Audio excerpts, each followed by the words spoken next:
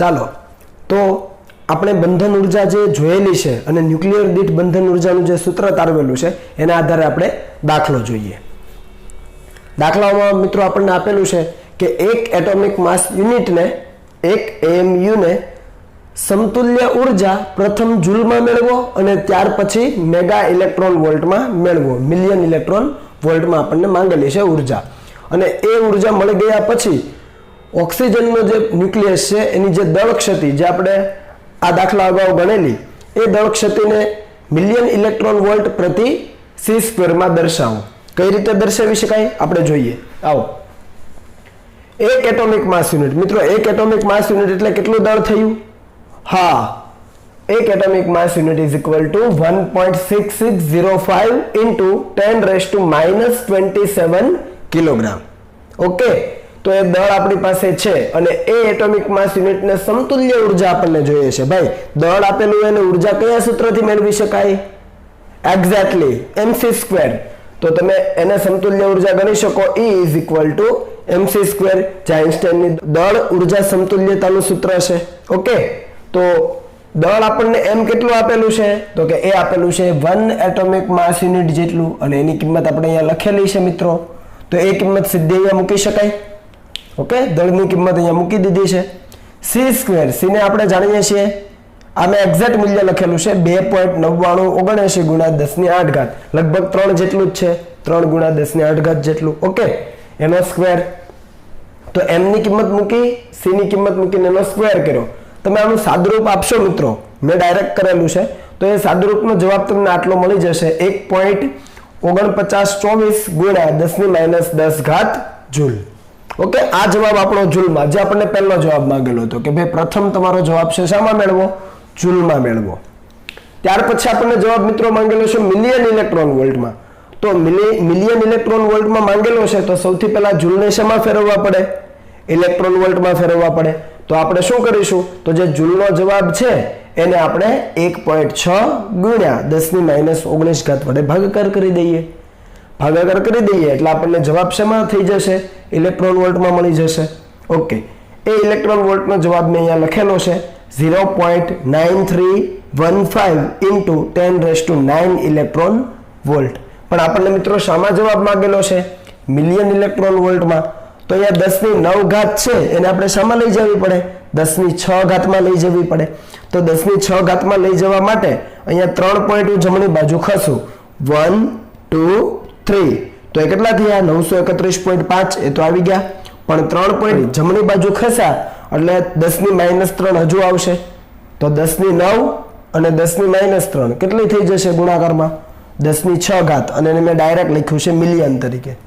અહીંયા દર્શાવીએ આપણે 10⁹ તો હતી જ, ગુણ્યા 3 પોઈન્ટ હું જમણી બાજુ ખસ્યો એટલે એ કેટલા થઈ જાય? 10⁻³ તો આ બંનેનો જવાબ કેટલો થઈ જાય? 10⁻6 અને 10⁻6 એટલે મિલિયન ઇલેક્ટ્રોન વોલ્ટમાં. ઓકે, ચાલો તો આપણો આન્સર આવી ગયો છે કે ભાઈ એક એટોમિક માસ યુનિટ જેટલું આપણી પાસે દળ હોય તો એને સમતુલ્ય ઉર્જા છે એ 931.5 મિલિયન ઇલેક્ટ્રોન વોલ્ટ છે. ખૂબ અગત્યનું મિત્રો, આને આપણે હર હંમેશા યાદ રાખીશું કારણ કે દરેક દાખલાઓમાં આ ડેટાની જરૂર આપણને પડવાની છે. ખ્યાલ આવે છે? આ ડેટાની જરૂર આપણને પડવાની જ છે. ચાલો, તો આ જે ઉર્જા હતી મિત્રો, અહીંયા આપણે દળ કેટલું મૂકેલું જો હું સમજ માટે તમારે લખું તો કેટલું લખાય? 1U into c². m કેટલું હતું? 1 એટોમિક માસ યુનિટ હતું ઇન્ટુ c². ઓકે, તો એ 1U ઇન્ટુ c² નો જવાબ કેટલો આવ્યો? તો કે આટલો આવ્યો. આટલો આવ્યો. તો હું લખી શકું is equal two 931.5 million electron volt. આખો આ બોક્સ જુઓ. હવે આવું લખી શકાય? હા, એક્ઝેક્ટલી લખી શકાય. એના ઉપરથી તમે 1 એટોમિક માસ યુનિટને કરતા બનાવો. 1 એટોમિક માસ યુનિટને જો હું કરતા બનાવું તો શું આવે? 931.5 મિલિયન ઇલેક્ટ્રોન વોલ્ટ. આ c² ક્યાં જતો રહી? છેદમાં જતો રહી. તો એ જો આવી ગયું છે અહીંયા, જોઈ લો. 931.5 million electron volt as it is. c² નો છેદમાં આવવા દઉં છું તો એ c² અહીંયા આવી ગયો છે છેદમાં. તો અહીંયા શું વધે? 1 એટોમિક માસ યુનિટ. તો આ ખૂબ જ અગત્યનું, આ જે સૂત્ર છે મિત્રો એ ખૂબ જ અગત્યનું, આને આપણે ભૂલીશું નહીં. ખ્યાલ આવે છે? અને આપણે નહીં ભૂલીએ. ઓકે, ચાલો, તો આપણો જવાબ છે એ જૂલમાં પણ આવી ગયો છે અને મિલિયન ઇલેક્ટ્રોન વોલ્ટમાં પણ આવી ગયો છે. આ આપણે યાદ રાખીશું, બધા દાખલાઓમાંનો ઉપયોગ આવશે. એક એટોમિક માસ યુનિટને સમતુલ્ય ઉર્જા કેટલી છે? તો એ છે 931.5 મિલિયન ઇલેક્ટ્રોન વોલ્ટ. ઓકે, આપણને આગળ કીધું છે મિત્રો કે ઓક્સિજનનું જે ન્યુક્લિયસ છે એની દળ ક્ષતિને શામાં દર્શાવવાની છે? મિલિયન ઇલેક્ટ્રોન વોલ્ટ પ્રતિ c² માં દર્શાવવાની છે. તો મિલિયન ઇલેક્ટ્રોન વોલ્ટ પ્રતિ c² માં દર્શાવવા માટે આપણે આ સૂત્રનો ઉપયોગ કરીશું ને? હા, કરીશું, કેમ કે આપણને મિલિયન ઇલેક્ટ્રોન વોલ્ટ પ્રતિ c² માં જોઈએ તો આ સૂત્ર ઉપરથી જ મળી શકશે. તો સૌપ્રથમ ઓક્સિજનની દળ ક્ષતિ કેટલી?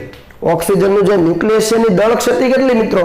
તો ઓક્સિજનના ન્યુક્લિયસ માટે આપણે અગાઉના દાખલામાં ગણેલું એક ઉદાહરણ લઈને તમને યાદ હશે કે ભાઈ delta m is equal two 0.13691 atomic mass unit. ખ્યાલ આવે છે? બરાબર. અને આ દળ ક્ષતિ યાદ હશે તમને કે જે ન્યુક્લિયસ છે એનું મુક્ત અવસ્થામાંનું દળ એટલે કે પ્રોટોન અને ન્યુટ્રોન અલગ અલગ હોય ત્યારનું દળ માઇનસ ન્યુક્લિયસનું સંયુક્ત દળ. ખ્યાલ આવે? બરાબર. તો એ રીતે આપણે દળ ક્ષતિ ગણેલી હતી અને આપણને જવાબ મળી ગયો. અહીંયા મિત્રો તમે એક એટોમિક માસ યુનિટ જુઓ છો, ગુણાકારમાં કંઈ ન હોય તો શું હોય? 1 હોય, 1 હોય. તો 1 એટોમિક માસ યુનિટ તમે લખી શકો એટલે કે 0.13691 ગુણ્યા 1 એટોમિક માસ યુનિટ 1 મ્યુ. તો 1 મ્યુ નો જવાબ આપણી પાસે આટલો છે. તો જો 0.13691 એઝ ઇટ ઇઝ અને 1 યુ ને મેં અહીંયાથી મૂકી દીધા છે. 1 મ્યુ ની કિંમત 931.5 મિલિયન ઇલેક્ટ્રોન વોલ્ટ પ્રતિ c² મૂકી દીધી છે. મિત્રો ગુણાકાર કરો એટલે તમારો અંતિમ જવાબ આવી જાય 127.5 મિલિયન ઇલેક્ટ્રોન વોલ્ટ પ્રતિ c². આનો મતલબ શું થયો? તો કે આ જે ઓક્સિજનનું ન્યુક્લિયસ છે 8O16 એ જે ન્યુક્લિયસ છે ઓક્સિજનનું એની અંદર કેટલા પ્રોટોન? તો કે 8 પ્રોટોન. કેટલા ન્યુટ્રોન? તો કે 16 - 8 એટલે કે 8 ન્યુટ્રોન. તો એ 8 પ્રોટોન અને 8 ન્યુટ્રોનને અલગ કરી દેવા છે, ન્યુક્લિયસમાંથી છૂટા પાડી દેવા છે. તો એ છૂટા પાડવા માટે જરૂરી ઉર્જા એ છે 127.5 મિલિયન ઇલેક્ટ્રોન વોલ્ટ. આનો મતલબ એવો થયો મિત્રો 8 પ્રોટોન અને 8 ન્યુટ્રોનને એકબીજાથી એકદમ અલગ જ પાડી દેવા છે તો કુલ ઉર્જા આટલી થઈ. તો તમે મને એવો સવાલ પૂછો કે ભાઈ એક જ પ્રોટોન અથવા એક જ ન્યુટ્રોનને મારે દૂર કરવો છે, બધાને નથી દૂર કરવા. સપોઝ આપણો જવાબ એ આવી ગયો, પણ માની લઈએ કે એક જ પ્રોટોન અથવા એક જ ન્યુટ્રોનને આપણે દૂર કરવો છે તો શું? તો આ જે જવાબ છે એને ભાગ્યા કેટલા કરવાના? યાદ કરો, ન્યુક્લિયોન દીઠ બંધન ઉર્જા યાદ છે? ન્યુક્લિયોન એટલે પ્રોટોન પ્લસ ન્યુટ્રોનની સંખ્યા. તો ન્યુક્લિયોન દીઠ બંધન ઉર્જા જો જોઈતી હોય તો આ જવાબને કેટલા વડે ભાગવો પડે? તો કે 16 વડે ભાગવો પડે ભાઈ, કેમ કે અહીંયા એનું મૂલ્ય 16 છે. ખ્યાલ આવે છે? પણ આપણને દાખલામાં નથી પૂછ્યું, આપણને માત્ર એની બંધન ઉર્જા જ પૂછી છે, દળ ક્ષતિને ઉર્જાના સ્વરૂપમાં દર્શાવવાનું. તો એ દળ ક્ષતિ જે હતી એને આપણે ઉર્જાના સ્વરૂપમાં દર્શાવી દીધી. બરાબર. આગળ દાખલો એક જોઈશું એટલે વધારે ક્લિયર થશે. ચાલો, ત્યાર પછીનો આપણી પાસે એક દાખલો છે, ખૂબ સરસ. જુઓ, નીચેની વિગતો પરથી ફેરસ એટલે આયનનું ન્યુક્લિયસ આપ્યું છે અને બિસ્મથનું ન્યુક્લિયસ આપ્યું છે. એના માટે આપણે બંધન ઉર્જા ગણવી છે મિત્રો. શામાં ગણવાની છે? કયા એકમમાં? મિલિયન ઇલેક્ટ્રોન વોલ્ટ એકમમાં આપણે એ ગણવાની છે. ચાલો, તો આયનનું તમને દળ આપી દીધું છે, જોઈ શકો તમે. બરાબર. અને જ્યારે પણ આ દળ હશે ત્યારે આપણે એને ન્યુક્લિયસના દળ તરીકે લઈ શકીએ, કોઈ વાંધો નથી, કેમ કે ઇલેક્ટ્રોનનું દળ તો એમ પણ ખૂબ ઓછું છે. બરાબર. એટલે આ જે પણ દળ છે ને આપણે શું ધારીએ અત્યારે? ન્યુક્લિયસનું દળ છે. તો આ ફેરસના ન્યુક્લિયસનું દળ આપ્યું છે, લોખંડના ન્યુક્લિયસનું. આ બિસ્મથના ન્યુક્લિયસનું દળ આપી દીધું છે. જો બંને એટોમિક માસ યુનિટમાં છે, ખાસ જોજો. બરાબર. ચાલો, માસ ઓફ પ્રોટોન, પ્રોટોનનું દળ પણ આપેલું છે, ન્યુટ્રોનનું દળ પણ આપેલું છે. દરેક વસ્તુ આપણને આપેલી છે. ઓકે, આપણને બંધન ઉર્જા જોઈએ છે મિત્રો. હવે બંધન ઉર્જા ગણવા માટે તમને યાદ હશે કે ભાઈ આપણને દળ ક્ષતિ જોઈએ, ડેલ્ટા mc². તમે જે સૂત્ર વાપરો છો એમાં ડેલ્ટા m તો જોઈએ ને, દળ ક્ષતિ. તો એ દળ ક્ષતિ કઈ રીતે ગણી શકાય? તો જોઈએ 1 by 1 આપણે આયન માટે લઈએ કે ભાઈ આયન છે એની બંધન ઉર્જા આપણે ગણવી છે લોખંડ માટે. તો બંધન ઉર્જા બાઇન્ડિંગ એનર્જી કેટલી થશે? તો કે ડેલ્ટા m × c². જ્યાં ડેલ્ટા m શું છે મિત્રો? દળ ક્ષતિ. દળમાં જે તફાવત મળે છે એ. તો એ દળનો તફાવત કઈ રીતે ગણતા હતા? તો યાદ કરો, સ્વતંત્ર અવસ્થામાં જ્યારે ન્યુક્લિયસ હોય, પ્રોટોન અને ન્યુટ્રોન એકબીજાથી અલગ અલગ હોય ત્યારનું દળ, માઇનસ એ પ્રોટોન અને ન્યુટ્રોન સંયુક્ત અવસ્થામાં હોય ત્યારનું દળ. ઓકે, આ આપણે વાત કરેલી છે થિયરીમાં. તો એ દળ ક્ષતિ આપણે મેળવી શકીએ ઇન્ટુ c². બધી જ કિંમતો મૂકો. z ની કિંમત કેટલી? પ્રોટોનની સંખ્યા છે z 26 પ્રોટોનની સંખ્યા, તો 26 માસ ઓફ પ્રોટોન આપણને આપેલું છે, બરાબર છે. બરાબર, આ જે એટોમિક માસ યુનિટ છે એને હું બહાર લઈ જાઉં છું, કેમ કે અહીંયા પણ એટોમિક માસ યુનિટ આવે, ન્યુટ્રોનના દળમાં પણ આવે u, અને કેપિટલ M જે લોખંડનું ન્યુક્લિયસ છે એમાં પણ મ્યુ તો બધામાં છે, એને હું કોમન કાઢી લઉં છું. ઓકે, તો z છે 26, માસ ઓફ પ્રોટોન લખી દીધું. ચાલો, પ્લસ ન્યુટ્રોનની સંખ્યા કેટલી? આ બંનેની બાદબાકી, a માઇનસ z, 56 માઇનસ 26, 30 વધ્યા, તો 30 ન્યુટ્રોન છે, અને ઇન્ટુ ન્યુટ્રોનનું દળ, તો ન્યુટ્રોનનું દળ પણ આપણને આપેલું છે, એ પણ મૂકી દીધું. ક્લિયર? માઇનસ હવે શું લખવાનું? m, એટલે કે લોખંડનું ન્યુક્લિયસનું દળ જ્યારે બધા સંયુક્ત અવસ્થામાં હોય ત્યારે આપેલું છે આપણને 55.93 49 મૂકી દીધું છે. બધી જ કિંમતો આપણે મૂકી દીધી, બહુ ઈઝી. દરેકમાંથી જે મ્યુ આવતો હતો, મ્યુ જે એટોમિક માસ યુનિટ હતો એને આપણે કોમન કાઢ્યો, અને એક એટોમિક માસ યુનિટ મિત્રો હતો, જુઓ 1 કોમન કાઢ્યો ને, 1 મ્યુ કોમન કાઢ્યો, અને ઇન્ટુ c² તો છે જ, એટલે 1 mu into c², mu common નીકળ્યો ઇન્ટુ c², તો મ્યુ ઇન્ટુ c² કેટલું થયું? બરાબર. હવે આવે છે કન્સેપ્ટ 931.5 મિલિયન ઇલેક્ટ્રોન વોલ્ટ, સીધું અહીંયા લખી દીધું છે.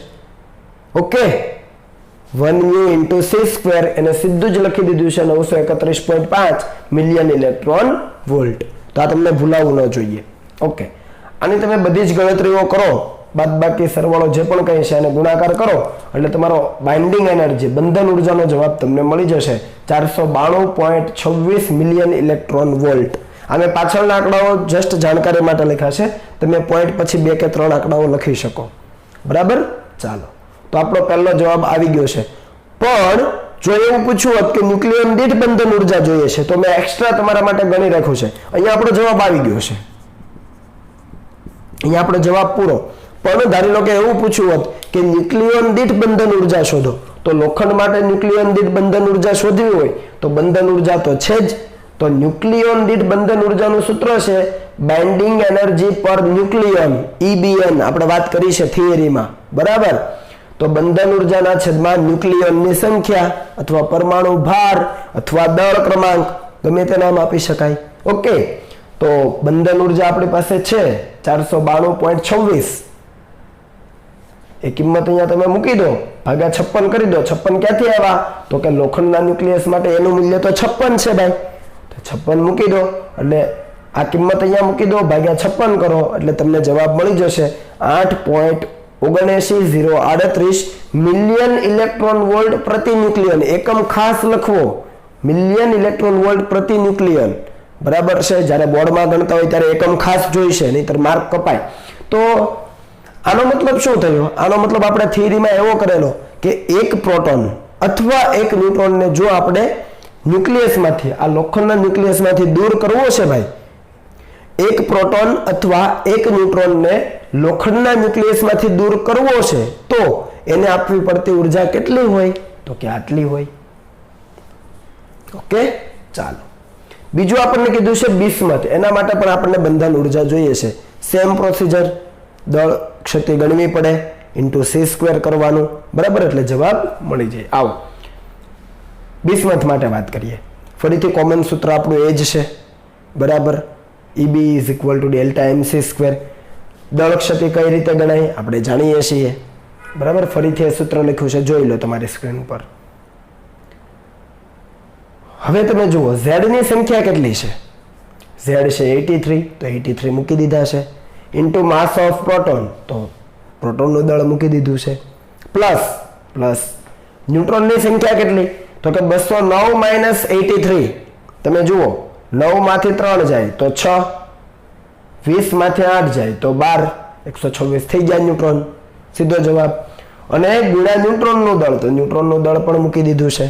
માઇનસ જે બિસ્મથનું ન્યુક્લિયસ છે એનું દળ કેટલું છે આપેલું છે રકમમાં જુઓ 208.98 તો એ કિંમત મૂકી દીધી ફરીથી દરેકમાં મ્યુ તો કોમન જ હતો પેલા દળમાં અહીંયા ત્રણેયના દળ છે એમાં મ્યુ તો કોમન જ આવે તો મ્યુ ને બહાર લઈ ગયા ઇન્ટુ સી સ્ક્વેર તો છે જ તો mu into C square 931.5 million electron volt ગુણાકારમાં આવી ગયા દરેક કિંમતો વ્યવસ્થિત રીતે આપણે મૂકી દીધી છે અને જ્યારે તમે ગણતરી કરીને સાદુરૂપ આપો તો તમારો જવાબ આવી જાય 1640.2569 મિલિયન ઇલેક્ટ્રોન વોલ્ટ આ આપણો જવાબ છે જે આપણને માંગેલો હતો પણ ફરીથી આપણને એવું કીધું હોય કે ભાઈ આ બિસ્મથનું ન્યુક્લિયસ છે એમાંથી માત્ર એક પ્રોટોનને દૂર કરવો છે અથવા માત્ર એક ન્યુટ્રોનને દૂર કરવો છે તો ન્યુક્લિયોન દીઠ બંધન ઉર્જા લેવી પડે ભાઈ અને ન્યુક્લિયોન દીઠ બંધન ઉર્જા જ્યારે આપણે લઈએ ત્યારે બંધન ઉર્જાને શાના વડે ભાગવું પડે તો કે ન્યુક્લિયોનની સંખ્યા વડે એ છે ન્યુક્લિયોનની સંખ્યા છે પ્રોટોન પ્લસ ન્યુટ્રોનની સંખ્યા તો અહીંયા તો એનું મૂલ્ય 209 છે તો ભાગ્યા 209 કરવા પડે તો બંધન ઉર્જા ભાગ્યા 209 બંધન ઉર્જાની કિંમત અહીંયાથી મૂકી દો 1640.2569 મૂકી દો અને ભાગ્યા 209 કરી દો તો જવાબ મળી જાય 7.8481 મિલિયન ઇલેક્ટ્રોન વોલ્ટ પ્રતિ ન્યુક્લિયન ફરીથી શું મતલબ નીકળશે મિત્રો શું આવશે જવાબ મતલબ કો યસ એનો મતલબ એવો કે બિસ્મથના ન્યુક્લિયસમાંથી એક પ્રોટોનને દૂર કરવો છે અથવા એક ન્યુટ્રોનને દૂર કરવો છે તો જરૂરી ઉર્જા કેટલી તો એ છે 7.8481 મિલિયન ઇલેક્ટ્રોન વોલ્ટ પ્રતિ ન્યુક્લિયન તો ખ્યાલ જ છે કે ભાઈ એક પ્રોટોન અથવા એક ન્યુટ્રોનને દૂર કરવો છે તો જરૂરી ઉર્જા આટલી છે ઓકે ચાલો આને તમે નોટ ડાઉન કરી લો એક હજુ વધારે દાખલો જોઈએ બરાબર ચાલો રકમ આપી છે આપણને એક આપેલ સિક્કાનું દળ 3 ગ્રામ છે એક સિક્કો આપેલો છે એનું દળ કેટલું આપેલું છે મિત્રો આપણને 3 ગ્રામ ઓકે બધા પ્રોટોન અને ન્યુટ્રોનને એકબીજાથી અલગ કરવા માટે જરૂરી ન્યુક્લિયર ઉર્જાની ગણતરી કરો બધા પ્રોટોન અને બધા ન્યુટ્રોનને એકબીજાથી દૂર કરવા માટે જરૂરી ઉર્જાની આપણે ગણતરી કરવી છે સરળતા ખાતર સિક્કો જે છે 3 ગ્રામનો સિક્કો એને આપણે શાનો ધારવાનો છે કોપર પરમાણુનો બનેલો છે એવું ધારવાનું કીધું છે અને કોપર પરમાણુના ન્યુક્લિયસનું દળ આપણને આપ્યું છે જુઓ કોપર પરમાણુના ન્યુક્લિયસનું દળ આપણને આપ્યું છે 62.9296 આ એટોમિક માસ યુનિટમાં જ હશે એટલે અહીંયા યુ નથી લખો તો એ આપણે લઈ લઈશું કે એ એટોમિક માસ યુનિટમાં જે દળ આપેલું છે ઓકે તો એ સિક્કો છે એનું દળ આપ્યું છે એ કોપર પરમાણુનો બનેલો છે તો કોપર પરમાણુના ન્યુક્લિયસનું દળ પણ આપણને ખબર છે બરાબર છે પ્રોટોનનું દળ પણ આપ્યું છે ન્યુટ્રોનનું દળ પણ આપ્યું છે તો આપણને કીધું છે કે બધા પ્રોટોન અને ન્યુટ્રોનને એકબીજાથી અલગ કરવા માટે જરૂરી ન્યુક્લિયર ઉર્જાની ગણતરી કરો ક્લિયર ચાલો તો સૌપ્રથમ તો આપણે બંધન ઉર્જા શોધવી પડશે બરાબર અને બંધન ઉર્જા શોધવા માટે આપણને દળ ક્ષતિ ખ્યાલ હોવી જરૂરી છે તો આપણે બંધન ઉર્જાની મિત્રો વાત કરીએ તો કોપરના ન્યુક્લિયસની બંધન ઉર્જા કેટલી તો કોપરના ન્યુક્લિયસની બંધન ઉર્જા આપણે આપી શકીએ કે binding energy is equal to delta M into C square delta m ને આપણે જાણીએ છીએ એઝ યુઝ્યુઅલ એ જ રીતે લખેલું છે જોઈ લો તમે ચાલો ક્લિયર હવે જુઓ ઝેડ ની કિંમત કેટલી છે પ્રોટોનની સંખ્યા કેટલી ભાઈ તો કે ઝેડ છે 29 તો એ 29 મુકાઈ ગયા છે ઝેડ ની જગ્યાએ 29 માસ ઓફ પ્રોટોન આપણે જાણીએ છીએ એ પણ કિંમત મૂકી દીધી ચાલો પછી છે ન્યુટ્રોનની સંખ્યા તો ન્યુટ્રોનની સંખ્યા કેટલી છે તો 63 - 29 કેટલા આવશે 34 તો એ આવી ગયા છે ઓકે અને માસ ઓફ ન્યુટ્રોન મુકાઈ ગયું છે ન્યુટ્રોનનું દળ માઈનસ કોપર પરમાણુનું દળ કેટલું છે ન્યુક્લિયસનું જો મેં તમને વાત કરેલી હતી હમણાં 62.960 અને દરેકમાં આ ત્રણ દળમાં મ્યુ તો આવવાનો જ છે એટોમિક માસ યુનિટ ઇન્ટુ સી સ્ક્વેર તો એની કિંમત આપણે ઓલરેડી જાણીએ છીએ 931.5 million electron volt one atomic માસ યુનિટને સમતુલ્ય ઉર્જા તો આપણે લખેલી જ હતી 931.5 મિલિયન ઇલેક્ટ્રોન વોલ્ટ ઓકે સરવાળો બાદબાકી અને ગુણાકાર કરીને સાદુરૂપ આપો એટલે અંતિમ જવાબ છે તમારો બાઇન્ડિંગ એનર્જીનો મળી જાય 551.364165 મિલિયન ઇલેક્ટ્રોન વોલ્ટ બરાબર છે. ઓકે, તો આ ઉર્જા કઈ છે? તો કે આ ઉર્જા છે એ આખા ન્યુક્લિયસને અંદર જે પ્રોટોન અને ન્યુટ્રોન રહેલા છે એને અલગ પાડવા માટે આપવી પડતી ઉર્જા છે. કોપર પરમાણુનું જે ન્યુક્લિયસ છે એ ન્યુક્લિયસની અંદર જે પ્રોટોન અને ન્યુટ્રોન રહેલા છે એને અલગ પાડવા માટે આપવી પડતી ઉર્જા છે. આ ખ્યાલ આવ્યો? અથવા બીજા શબ્દોમાં શું કહી શકાય? તો કે કોપરના એક ન્યુક્લિયસને અલગ પાડવા માટે જરૂરી ઉર્જા એ પણ બરાબર છે. અહીંયા મેં લખ્યું છે એક ન્યુક્લિયસ, એક ન્યુક્લિયોન નહીં. એક ન્યુક્લિયોનની વાત નથી કરતો, સિંગલ પ્રોટોન કે સિંગલ ન્યુટ્રોન નહીં, બધા જ પ્રોટોન અને બધા જ ન્યુટ્રોન. તો એને આપણે એક ન્યુક્લિયસ કહી શકીએ ને, બધા જ પ્રોટોન અને બધા જ ન્યુટ્રોન, તો એને આપણે કહી શકીએ એક ન્યુક્લિયસ. તો એક ન્યુક્લિયસને અલગ પાડવા માટે જરૂરી ઉર્જા આટલી છે. અથવા આપણું જે જનરલ સ્ટેટમેન્ટ છે કે ભાઈ બધા જ પ્રોટોન અને બધા જ ન્યુટ્રોનને દૂર કરી દેવા છે તો જરૂરી ઉર્જા કેટલી? આટલી. ક્લિયર? અથવા તમે એક ન્યુક્લિયસ પણ કહી શકો, કેમ કે એક ન્યુક્લિયસની અંદર જ બધા પ્રોટોન ને બધા ન્યુટ્રોન હશે. બરાબર? એટલે બંને વસ્તુ સરખી જ છે. તો આપણને ખ્યાલ આવી જાય. ચાલો, પણ આપણને જે તાંબુ આપ્યું છે એનું ગ્રામ, એનું વજન કેટલું છે ગ્રામમાં? 3 ગ્રામ છે. તો તાંબાનો પરમાણુ ભાર આપણે જાણીએ છીએ 63 ગ્રામ પ્રતિ મોલ.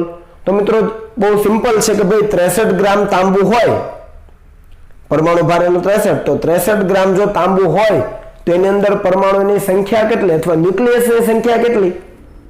આપણે ન્યુક્લિયસની વાત કરીએ તો ન્યુક્લિયસ કેટલા હોય? યસ, એવોગેડ્રો નંબર જેટલા.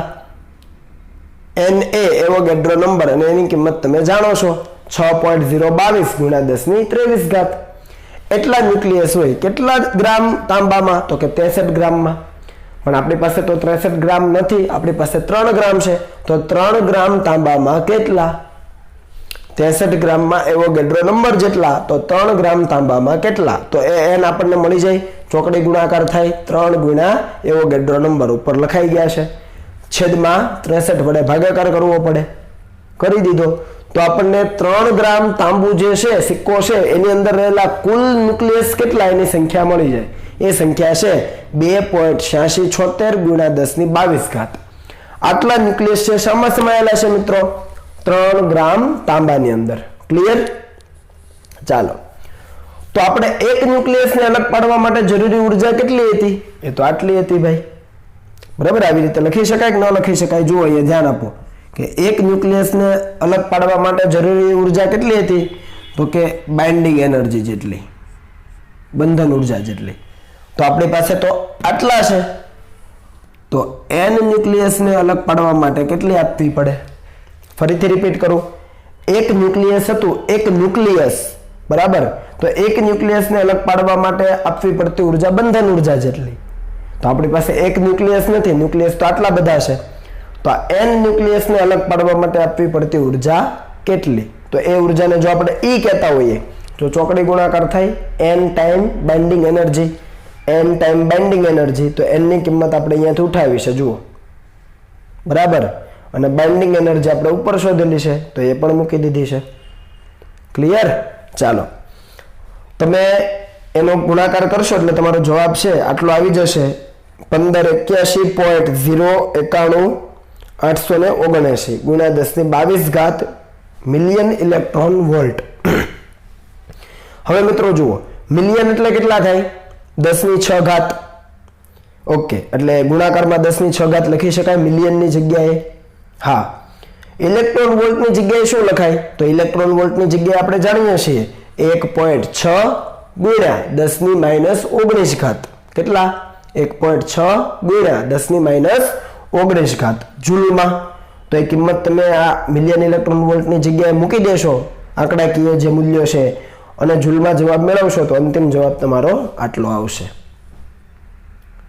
ઓકે, ટૂંકમાં બધા ન્યુક્લિયસને જો તમારે દૂર કરી દેવા છે, અથવા આપણને એવું કીધું છે કે બધા પ્રોટોન અને ન્યુટ્રોનને, જુઓ, એનો મતલબ એ જ થયો. તો એક ન્યુક્લિયસની અંદર જે પ્રોટોન અને ન્યુટ્રોન છે એને દૂર કરવા માટે જરૂરી ઉર્જા તમારી આટલી છે. તો તમારી પાસે એક ન્યુક્લિયસ નથી, ન્યુક્લિયસ કેટલા છે? ઘણા બધા છે. કેટલા છે? આટલા બધા. એ બધા જ ન્યુક્લિયસને છૂટા પાડી દેવાના, અથવા એ બધા જ ન્યુક્લિયસની અંદર જે પ્રોટોન અને ન્યુટ્રોન છે બધાને અલગ જ કરી દેવાના. તો ઉર્જા કેટલી? તો કે ઉર્જા આટલી છે જૂલમાં. ક્લિયર? તો આપણો જવાબ છે। આગળ વધીએ મિત્રો, એક ખૂબ અગત્યની વાત મારે તમને કરવી છે અને એના આધારે આપણે દાખલાઓ પણ શીખવા છે। તો અહીંયા જોઈએ કે આપણે કોઈ પણ પ્રક્રિયા લઈએ, સપોઝ અહીંયા હું તમને સમજાવું કે ભાઈ આપણી પાસે કોઈ એ પદાર્થ છે, સપોઝ કેપિટલ એ, બરાબર, એમાંથી બી અને સી બે પદાર્થો બને છે। કોઈ એક પદાર્થ છે, એમાંથી પ્રક્રિયા થઈને બી અને સી બે પદાર્થો આપણને મળે છે। તો આને શું કહીએ આપણે? પ્રક્રિયકો કહીએ અથવા પ્રક્રિયક કહીએ, બરાબર। અને આને શું કહીએ આપણે? નિપજ કહીએ। ડાબી બાજુ પ્રક્રિયક, આ બાજુ નિપજ, જમણી બાજુ। ઓકે, તો આપણી પાસે બે શક્યતા થાય। કઈ શક્યતા? તો પહેલી શક્યતા છે કે ભાઈ પ્રક્રિયકનું દળ છે એ વધારે હોય, કોના કરતા? તો કે નિપજના દળ કરતા। પોસિબલ છે, આપણે એવા દાખલાઓ ભણીશું, એવી થિયરીઓ ભણીશું, બરાબર છે, કે પ્રક્રિયકનું દળ વધારે હોય, નિપજનું દળ ઓછું હોય। ટૂંકમાં અહીંયા આપણા કિસ્સામાં એનું દળ વધારે કોના કરતા? બી અને સી ના દળ કરતા, એના સરવાળા કરતા। તો એવા સંજોગોમાં શું થયું જુઓ તો તમે, જમણી બાજુનું દળ વધારે, પ્રક્રિયકનું દળ વધારે, નિપજનું દળ ઓછું પેલા કિસ્સા મુજબ। તો દળમાં શું થયું? યસ, ઘટાડો થયો। તો દળમાં ઘટાડો થયો। ભાઈ દળમાં તો ઘટાડો થયો, તો એ ઘટેલું દળ ગયું ક્યાં? દળ તો ઘટી ગયું, પ્રક્રિયકનું હતું એના કરતા નિપજનું તો ઓછું થઈ ગયું, તો દળ ઘટ્યું। તો એ ઘટેલું દળ ગયું ક્યાં? તો એ કશે નથી ગયું, એ દળનું શામાં રૂપાંતરણ થયું છે? ઉર્જામાં। કયા સૂત્રને આધારે? E is equal to delta mc square, E is equal to delta mc square, એ સૂત્રને આધારે થયું છે। તો દળનું ઉર્જામાં રૂપાંતરણ થયું છે એવું આપણે કહી શકીએ। કેમ એવું કહી શકીએ? કારણ કે દળમાં ઘટાડો થયો, તો ઘટેલું દળ ગયું ક્યાં? તો કે ઉર્જામાં રૂપાંતરિત થઈ ગયું। ઓકે, તો આવી પ્રકારની જે પ્રક્રિયાઓ હોય છે મિત્રો, એ પ્રક્રિયાઓ કેવી થતી હોય છે? આપમેળે થતી હોય છે। એ પ્રક્રિયાઓ આપમેળે થતી હોય છે, એના માટે આપણે બહારથી કશું કરવાની જરૂર રહેતી હોતી નથી, એ પ્રક્રિયા આપમેળે થાય છે। અને એવા સંજોગોમાં જે નિપજો આપણને મળે છે, એ નિપજોની બંધન ઉર્જા કેવી હોય છે? વધારે હોય છે। એ નિપજ જે મળે છે આપણને બી પ્લસ સી અહીંયા મળે છે ધારી લો કે, તો એ નિપજની બંધન ઉર્જા કેવી હોય છે? વધારે હોય છે। એ આપણે બંધન ઉર્જા શોધી શકીએ। ઓકે, કેસ નંબર 2 કે ભાઈ પ્રક્રિયક છે એનું દળ નિપજના દળ કરતા ઓછું છે। જોજો, પ્રક્રિયકનું દળ છે એ નિપજના દળ કરતા કેવું છે? ઓછું છે। તો પ્રક્રિયા પછી તો દળમાં શું થયું કહેવાય? વધારો થયો કહેવાય। કેમ કે પ્રક્રિયક કરતા નિપજનું દળ જો વધી જાય તો એનો મતલબ શું થયો? કે દળમાં વધારો થયો। તો દળમાં વધારો થયો, તો દળમાં વધારો ક્યાંથી આવ્યો? દળ તો આપણી પાસે ઓલરેડી ઓછું હતું, બરાબર। 55 કિલો હોય ને એનું 56 કેમ થાય? 1 કિલો વધ્યું ક્યાંથી? દળમાં વધારો ક્યાંથી થયો? તો એવું સમજી શકીએ કે ઉર્જાનું શામાં રૂપાંતરણ થઈ ગયું? દળમાં। હવે ઉલટું થયું, જો ઉપર શું હતું? દળનું ઉર્જામાં હતું, ત્યાં દળ ઘટતું હતું એટલા માટે, પણ અહીંયા જુઓ દળ વધે છે। દળ વધે છે એનો મતલબ કે ક્યાંથી આવતી હશે? તો કે જે ઉર્જા છે એનો અમુક ભાગ દળમાં રૂપાંતરિત થતો હશે, તો ઉર્જાનું દળમાં રૂપાંતર થયું છે એવું કહેવાય। અને આ પ્રક્રિયા આપમેળે ન થાય, આ પ્રક્રિયા આપમેળે થતી નથી, બરાબર। આ પ્રક્રિયા આપમેળે થાય નહીં। અને આ સંજોગોમાં નિપજની જે બંધન ઉર્જા છે, દળના આધારે એની બંધન ઉર્જા, એ બંધન ઉર્જા કેવી હોય છે મિત્રો? ઓછી હોય છે। ખાસ ધ્યાન આપજો આ બંને મુદ્દામાં, બરાબર। તો આ ખૂબ અગત્યના બંને પોઈન્ટ છે, એનો ડિસ્કસ આપણે દાખલાઓ લઈશું ત્યારે ડિટેલમાં કરીશું, પણ અત્યારે કન્સેપ્ટ સમજી લો કે ભાઈ પ્રક્રિયકનું દળ છે નિપજના દળ કરતા વધારે છે, તો છે દળમાં ઘટાડો થયો, તો દળનું શામાં રૂપાંતરણ થઈ ગયું? ઉર્જામાં રૂપાંતરણ। એ ઘટેલું દળ ક્યાં જતું રહ્યું? ઉર્જામાં। અને એવી જ રીતે પ્રક્રિયકના દળ કરતા નિપજનું દળ જો વધારે હોય, પ્રક્રિયકના દળ કરતા નિપજનું દળ જો વધારે હોય, તો દળમાં શું થયું કહેવાય? વધારો થયો કહેવાય। અને દળમાં વધારો થયો તો કોના કારણે થયો? તો કે ઉર્જાનું દળમાં રૂપાંતરણ થઈ ગયું, ઉર્જાનું દળમાં રૂપાંતરણ। ઓકે, તો આ બે પ્રકારની પ્રક્રિયાઓ આપણી પાસે છે।